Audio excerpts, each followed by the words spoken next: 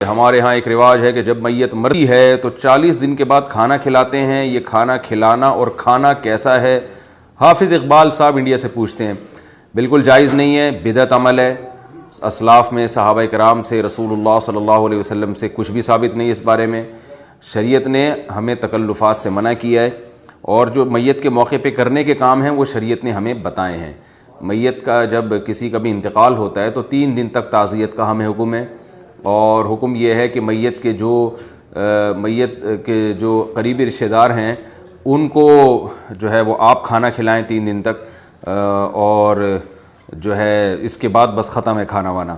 اس کے بعد صدقہ خیرات ہے، جو جتنا چاہے کرتا رہے، ساری زندگی پڑی ہے، اس کے لیے کوئی دن مخصوص کرنا، افراد مخصوص کرنا اور یعنی کھلانے کا اہتمام کرنا یہ بالکل جائز نہیں ہے، کیونکہ اسلام میں جو کھانا کھلانا اور دعوت ہے وہ خوشی کے موقع پر ہے۔